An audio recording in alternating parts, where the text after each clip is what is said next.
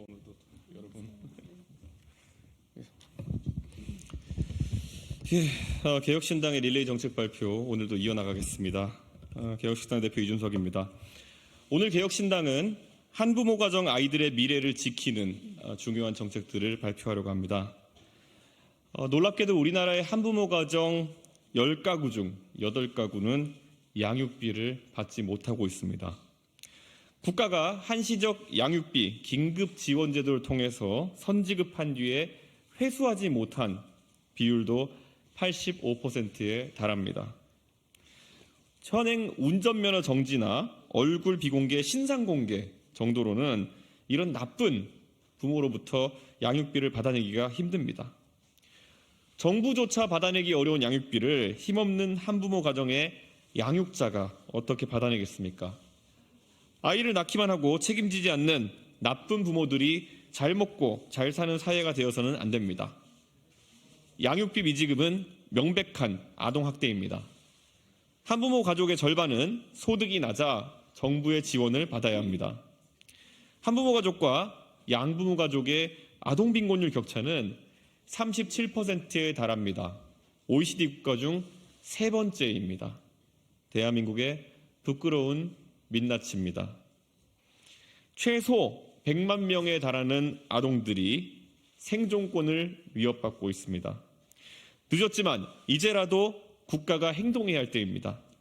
한부모 가정과 아이들을 국가가 품어야 합니다. 개혁신당은 한부모 가정의 양육자와 그 아이들에게 3가지를 약속하겠습니다.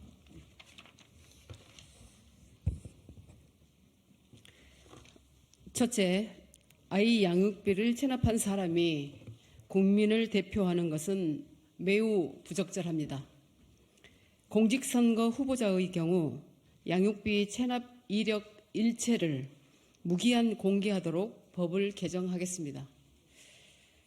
양육비 체납 정보는 세금 체납과 범죄 이력 등 현재 고지되는 정보와 같이 유권자의 선택에 꼭 필요한 기준이 되어야 합니다. 선거 출마 시 공보물과 중앙선관위 후보자 정보에 양육비 미납 기간과 금액을 기재하도록 하여 제대로 된 국민적 심판을 받도록 하겠습니다. 앞으로는 양육의 책임을 거부하는 사람들이 나라의 녹을 받지 못하도록 제도를 개선하겠습니다. 둘째, 정부가 양육비 최대 100만 원을 선지급하고 그 비용을 국세청이 원천 징수하는 양육비 국가보증제를 도입하겠습니다.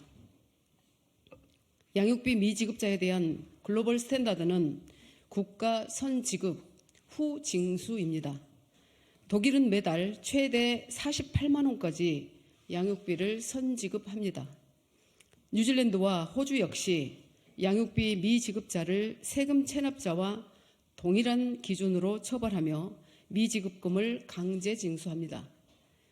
개혁신당은 양육비 국가보증제를 통해 국가가 양육비를 우선 지급하고 국세청이 사후 강제 징수하도록 하겠습니다.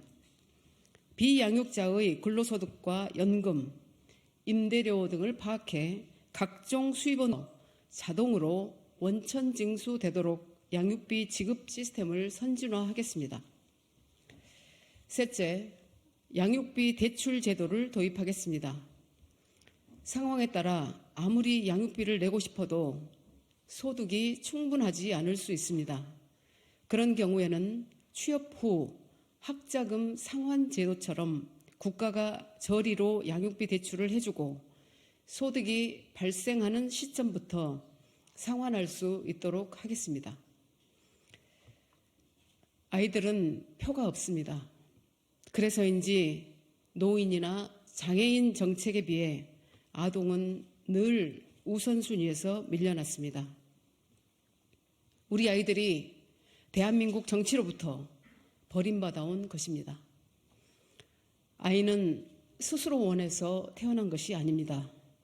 또 아무리 나쁜 부모라 할지라도 아이들은 끊임없이 부모를 용서합니다. 그러나 개혁신당은 나쁜 부모를 용서하지 않겠습니다. 우리 아이들에게 오늘보다 더 나은 내일을 꿈꿀 수 있도록 하겠습니다. 한국의 희망이 자라나는 그런 나라를 만들겠습니다. 감사합니다.